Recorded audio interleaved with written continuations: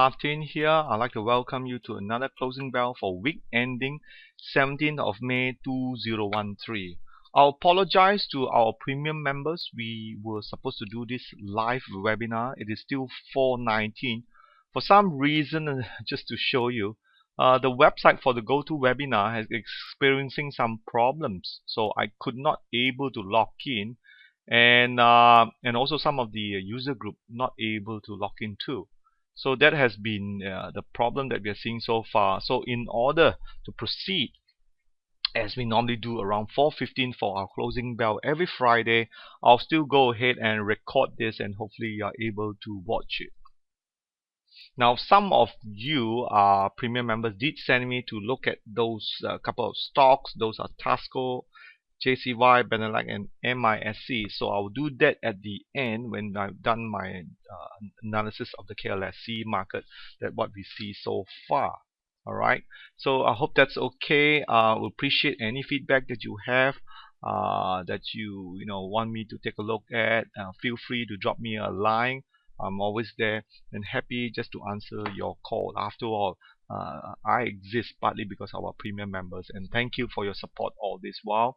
We also like to welcome a few more light member who has finally realized the benefit of becoming a premium member, and they have upgraded their services to a premium member. Congratulations for taking the first step to really learning about the market, in this sense, the KLSC and SGX. So with that, let's proceed on.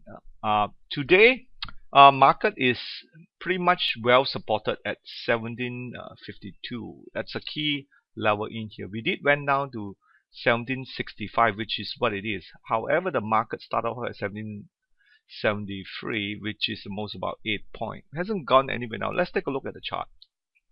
If we see through it, after this gap that we see here, the market is pretty much drifted sideways. It did test the old high here, took up a bit more, but this is my key point here. Hopefully I can bring this up and show you a bit more. No, I can't. Okay, let me just go back to this chart here.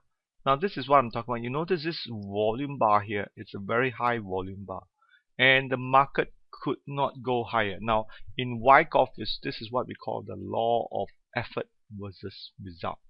The law of effort versus result. A lot of effort, a lot of volume to push up, but market could not go higher. Instead, it came back down,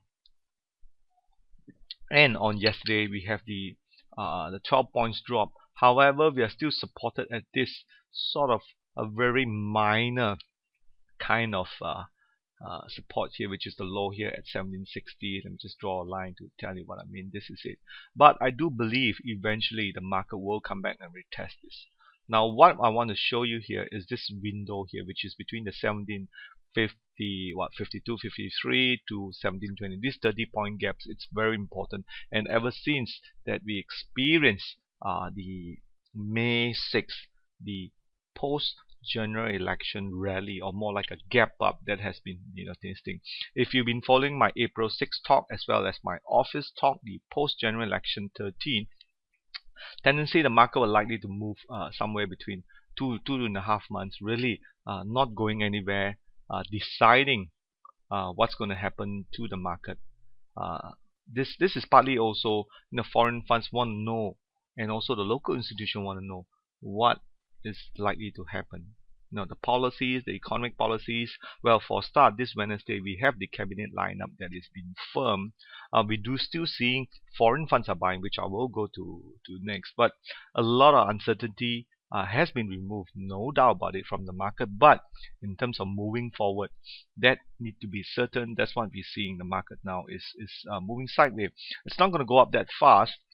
Having said that, and also we did have news came out this week, which is the first quarter of 2013 GDP growth for Malaysia, which was released by Bank Negara Malaysia, and it came off a bit lower than expected for the first quarter of 2013 at 4.1%. At 4.1%, which is much lower than analyst expectation at 5.2. They were hoping it because we did came off from a higher end in fourth quarter or Q4 2012 at 6.2. So now we are 4.1. So it is a slower than growth, and partly foreign funds and institutions knowing that this market is tapering off. So partly they don't like to push the market higher on poorer expectation of GDP growth that we've seen now here. All right. Now, so on the FBM 70, which is the second liner that you see here, market gradually mushrooming top over. Again, there's no volume. It's kind of difficult to see. Now, what we see in here, like it's like if I take this off, it's a 2-bar reversal on zoom in that you see. You got the uptrust. So definitely we are seeing distribution in the FBM 70. Markets getting weaker, and yet at the same time, I'm seeing a lot of retailer really coming to this market, and that's not a good sign when retailer are getting into this market because they say, hey, the market's going to go higher, uncertainty has been removed, it's time to get back in.